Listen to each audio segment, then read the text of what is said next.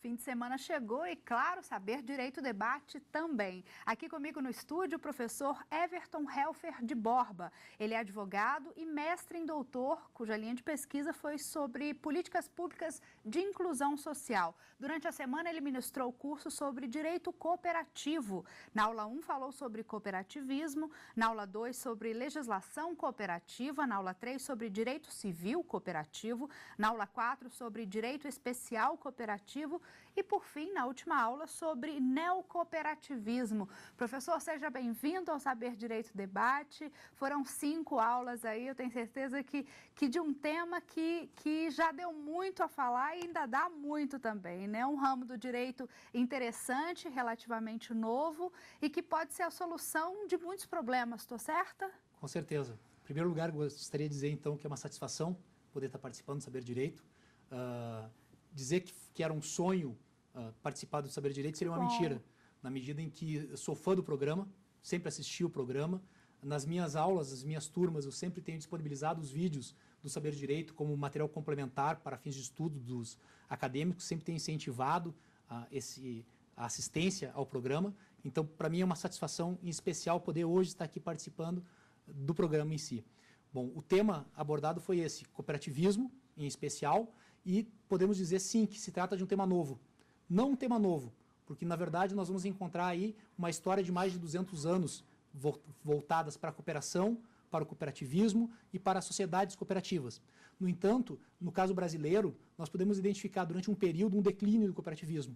Se deu entre 1964 e 1988, até a edição da Constituição de 88. E uma ascensão recente. E uma ascensão recente, exatamente. A Constituição de 88, ela vai possibilitar isso, a ascensão do cooperativismo, um renascimento, um ressurgimento, por assim dizer, do cooperativismo, que é essa parte do direito, na verdade, o direito cooperativo, essa parte que trata das sociedades cooperativas, que tem por objetivo auxiliar, então, as pessoas na solução de problemas sociais. Diante disso, eu te pergunto, porque eu tenho certeza que não é do conhecimento de todo mundo, mesmo que seja da área jurídica, né, esse conhecimento mais profundo.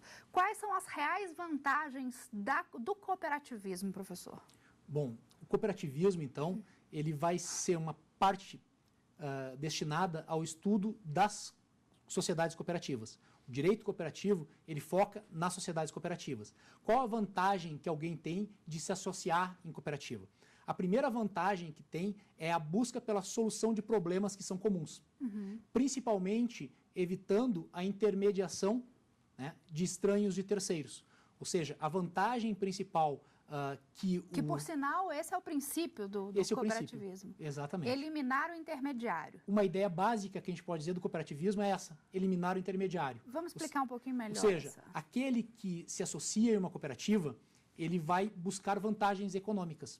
Ele não vai buscar uma atividade lucrativa, ele não vai buscar gerar lucro. Na verdade, ele vai buscar alcançar vantagens que, por meio da associação, por meio da ajuda mútua, ele pode alcançar, sendo que, se ele não assim se organizasse, ele ficaria na mão de terceiros, de atravessadores, de intermediadores.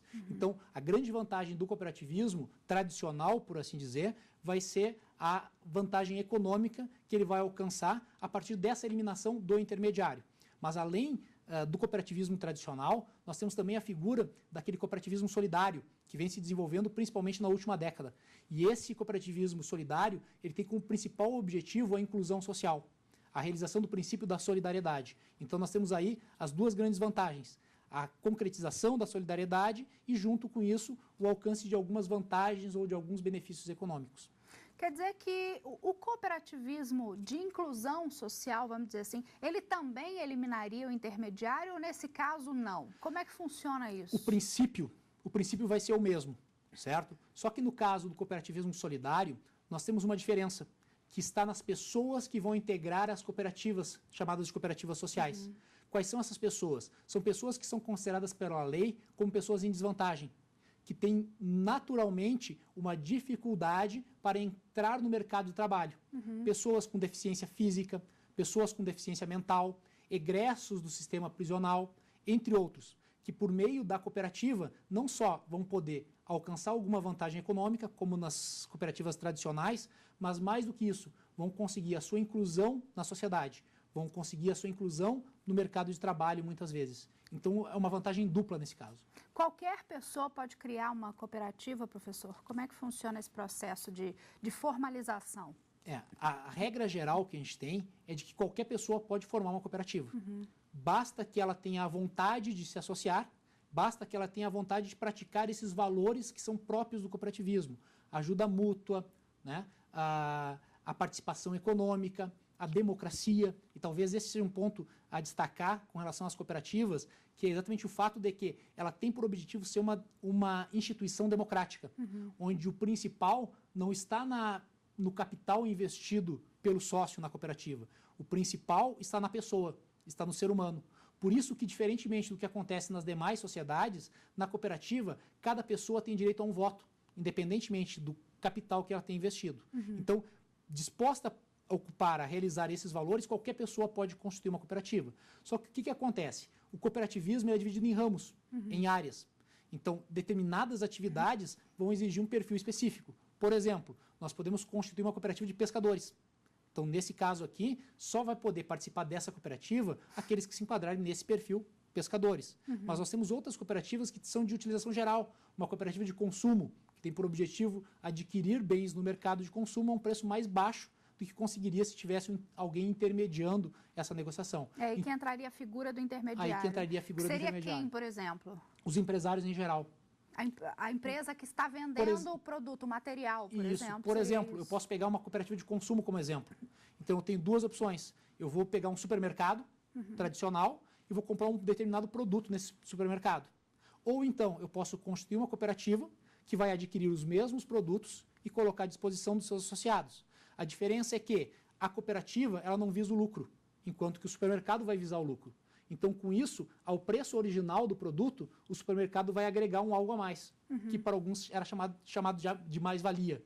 No entanto, na cooperativa, esse algo a mais não vai ser agregado nada além, por assim dizer, daquele custo operacional, o custo para manter aquele supermercado. Mas ainda assim, vai alcançar um preço muito mais baixo do que conseguiria no mercado tradicional, no mercado empresarial tradicional. Então, aí uma vantagem econômica para esse associado. Professor, para a gente encerrar esse nosso primeiro bloco, eu queria saber o seguinte, ainda existem barreiras para o cooperativismo, os desafios são grandes, e por que as pessoas, então, não se adaptam, não se aderem completamente ao cooperativismo, já que ele tem vantagens, e muitas? Muito interessante essa questão. Posso destacar dois grandes motivos. O primeiro, a falta de informação. Talvez se nós saíssemos na rua fazendo perguntas para as pessoas, perguntando, sabe o que é uma cooperativa? Você sabe o que é uma cooperativa? Não se sabe. A maioria não saberia. Aí talvez a grande colaboração do programa dessa semana, ou seja, em esclarecer, em dar conhecimento à população em geral dessa possibilidade. Muitas vezes as pessoas poderiam optar por esse sistema e não vão optar por esse sistema por simplesmente desconhecer essa possibilidade. Na medida em que eles tomam conhecimento dessa possibilidade, eles podem aderir ao movimento. Com relação a barreiras, ainda com relação ao cooperativismo, a gente poderia destacar principalmente um vazio legislativo existente. A Constituição ela prevê um adequado tratamento tributário ao ato cooperativo, que seria um ato diferenciado dos atos comerciais, dos atos mercantis em geral.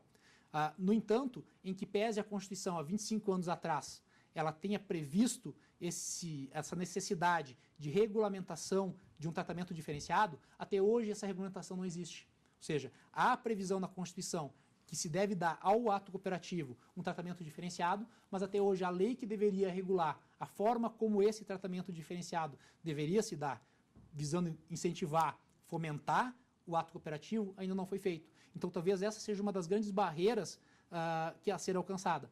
Outra, para talvez, um desenvolvimento maior. Para o desenvolvimento maior. Outra barreira talvez esteja na modernização da legislação cooperativista.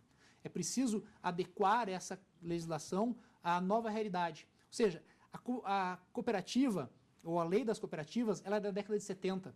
A sociedade se modificou muito nesses últimos 30 anos. A forma de pensar o direito, a forma de pensar as atividades econômicas se modificou muito nesses 30 anos. No entanto, a legislação ainda continua a mesma. Talvez uma modernização dessa legislação seja algo significativo para quebrar essas barreiras. As duas coisas, então, a adequação legislativa e a divulgação da existência delas. Conhecimento, né? O conhecimento. Da causa mesmo. Exatamente. Te peço um minutinho, professor, um minuto a você também. Nós vamos para um breve intervalo. Daqui a pouquinho tem mais Saber Direito Debate. Até já.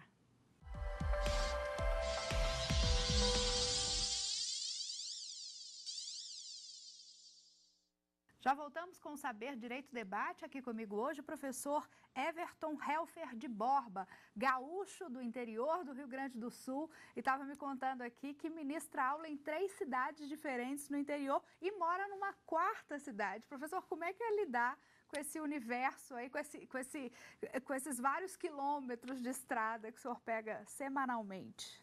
Podemos dizer que é um universo em trânsito, né? É um universo em constante deslocamento, por assim dizer. O senhor dá aula em?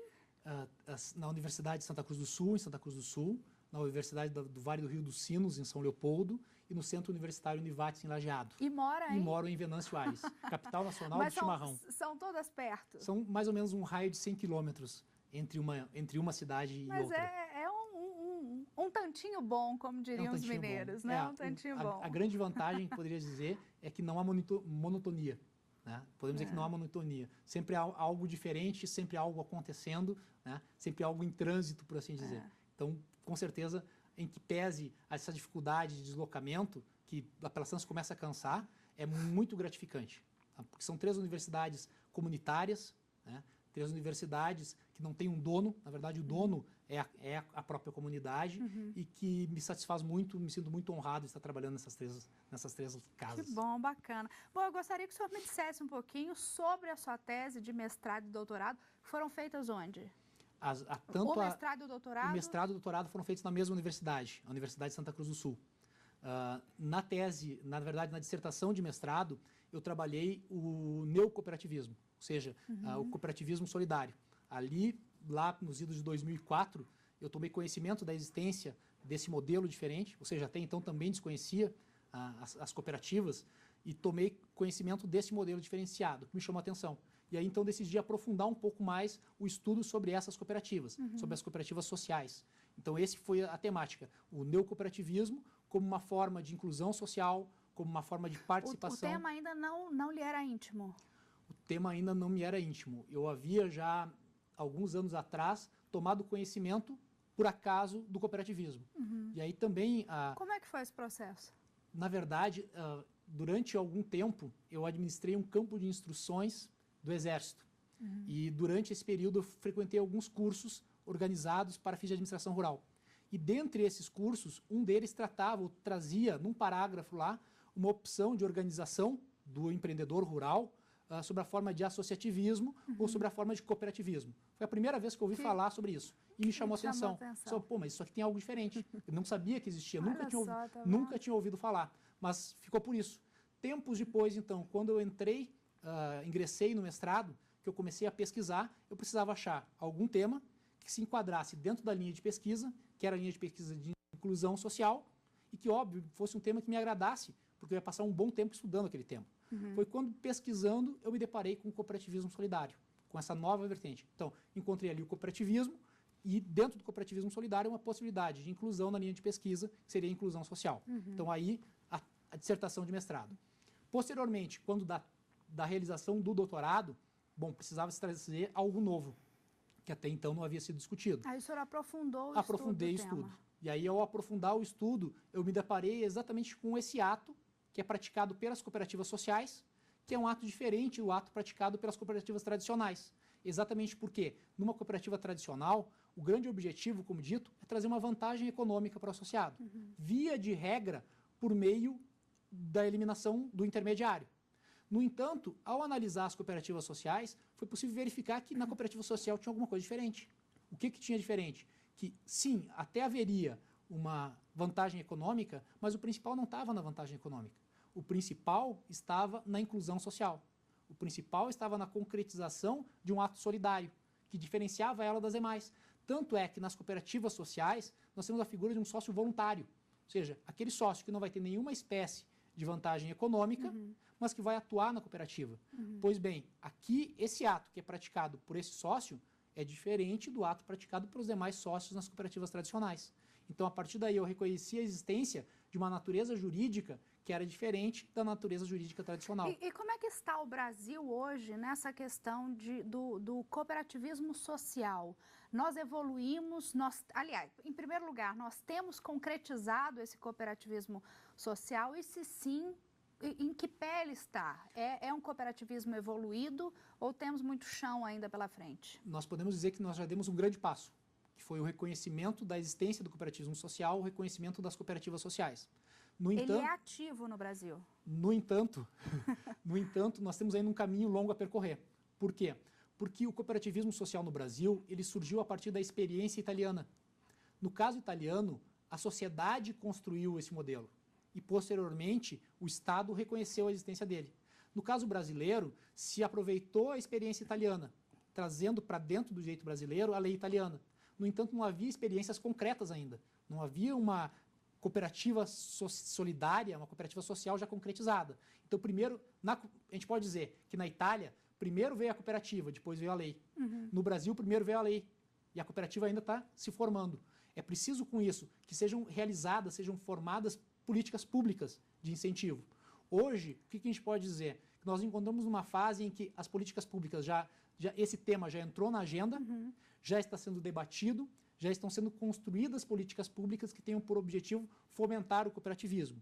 No entanto, nós ainda não temos essas políticas concretizadas. Esperamos que num espaço curto de tempo essas políticas venham a se concretizar, mas por enquanto ainda não. Nós podemos atribuir isso a questões culturais, professor?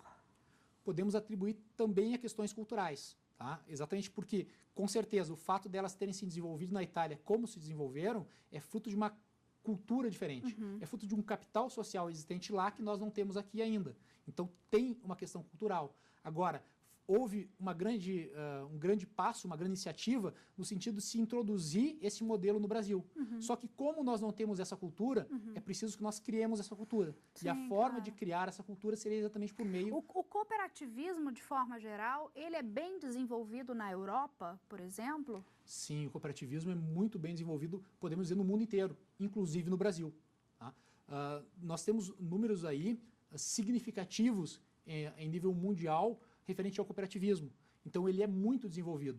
Talvez uma parcela significativa dos valores que são movimentados em nível mundial, uma parcela significativa se dão por meio de sociedades cooperativas.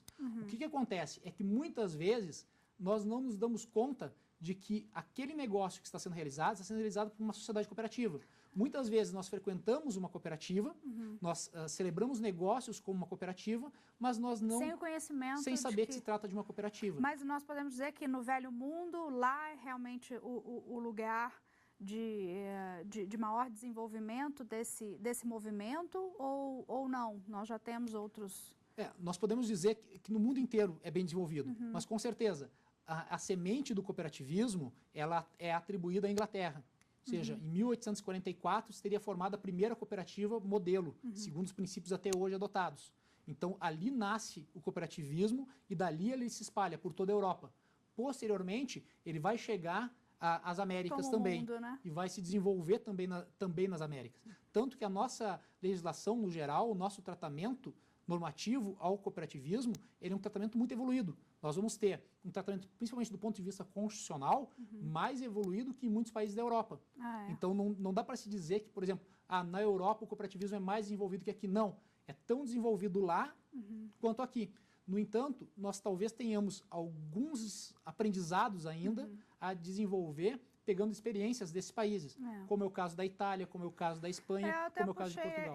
Esse ponto específico por causa da questão cultural mesmo, que nós sabemos que onde existe a cultura, a predisposição para aquele determinado assunto, a evolução legislativa daquilo certamente é muito maior do que em outro país, né?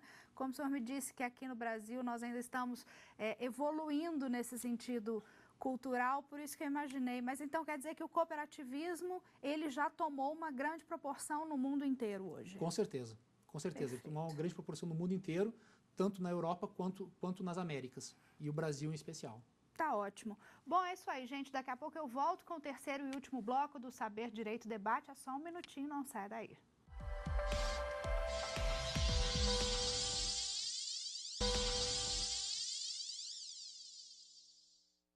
Já voltamos com o terceiro e último bloco do Saber Direito Debate. Comigo aqui o professor Everton Helfer de Borba, esse gaúcho do interior do Rio Grande do Sul, que trouxe para nós algumas obras para sugerir como leitura e como estudo. Não é isso, professor? Isso. Gostaria então que o senhor começasse a me explicar aqui o que tem de especial essas obras que o senhor me trouxe. O cooperativismo no Brasil, da vertente pioneira à vertente solidária. Está aqui, Diva Benevides Pinho. Isso. Bom, nós temos, tinham várias obras que poderiam ser selecionadas, tá? Eu procurei selecionar, então, aquelas obras que eu comecei, pelas quais eu comecei estudando o cooperativismo.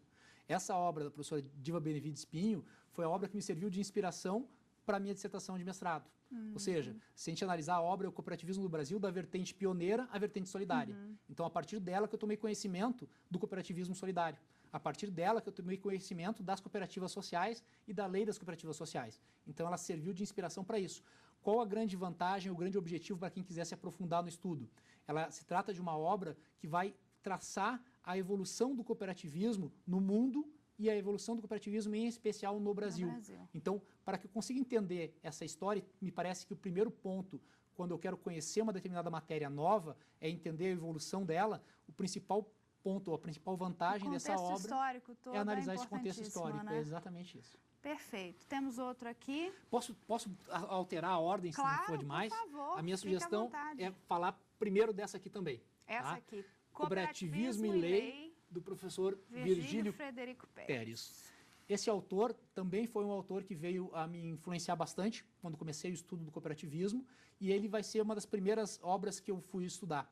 E aqui ele vai relatar o tratamento constitucional destinado ao cooperativismo, ele vai relatar os principais pontos abordados pela lei, e ele vai trazer, inclusive, alguns momentos de bastidores, ou seja, como é que foi a inclusão do cooperativismo na Constituição.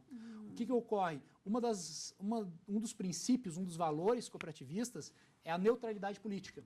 Qual é a ideia dessa neutralidade política? A ideia de que ninguém pode, dentro da cooperativa, ser discriminado em função de uma ideologia que tem adotado. No entanto, o autor defende também que essa neutralidade política ela se insere internamente na Constituição, na cooperativa. Do ponto de vista externo, o movimento cooperativista ele deve sim atuar. Ele deve atuar como um grupo de pressão. E se hoje nós temos um tratamento diferenciado em nível constitucional ao cooperativismo, se dá exatamente em função da movimentação do cooperativismo, das instituições que representam o cooperativismo, para inseri-lo na Constituição quando da Assembleia Constituinte. Então, aí nós encontramos alguns relatos sobre esses bastidores, sobre a forma como determinado tema veio a ser inserido, como se trabalhou para que essa matéria fosse ter uma proteção constitucional. Essa a grande Também fez parte do seu estudo, do mestrado, com certeza, do doutorado? Tanto do mestrado quanto do doutorado são obras que vão estar presentes tanto na dissertação de mestrado quanto na tese de doutorado.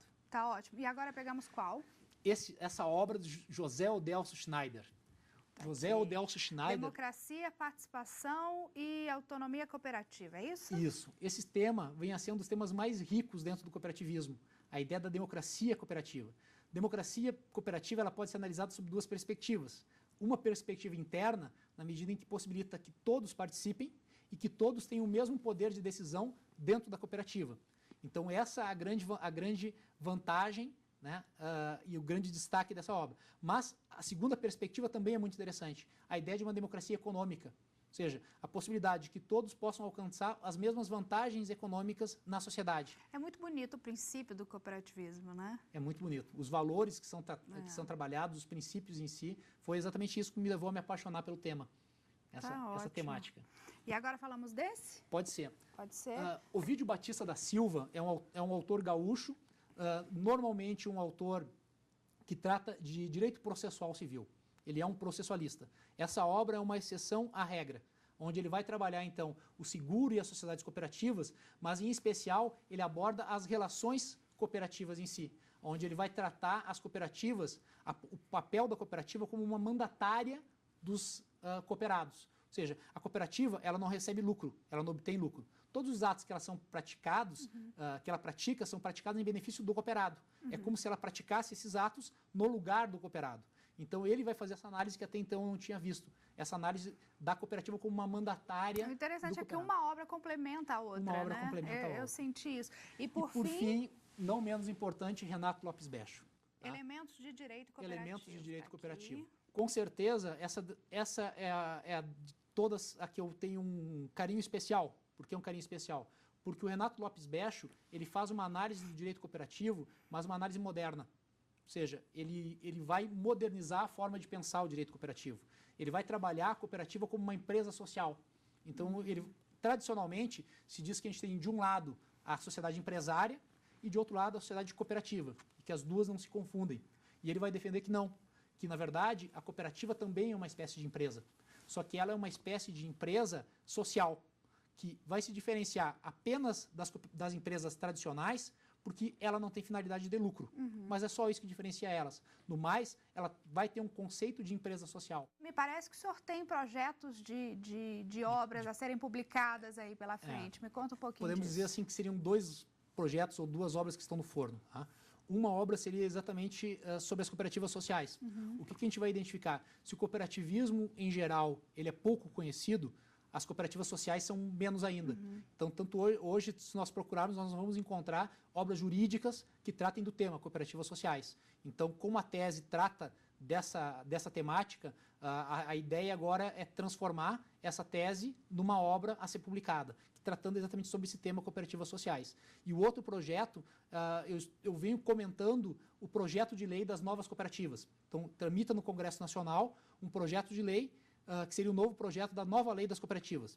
E aí eu venho comentando esse projeto para que, na medida em que essa lei venha a ser aprovada, possa se publicar também esse tema. Espero recebê-lo numa próxima oportunidade, então, com as suas obras que já estarão fora do forno. Tomara. Combinado? Muito obrigada a você de casa também pela companhia. E não se esqueça, se tiver qualquer dúvida, mande um e-mail para nós, saberdireito@stf.jus.br. Você também pode estudar pela internet e assistir aos nossos outros programas. É só acessar o www.tvjustiça.jus.br. Eu te espero de novo na semana que vem. Até lá, tchau.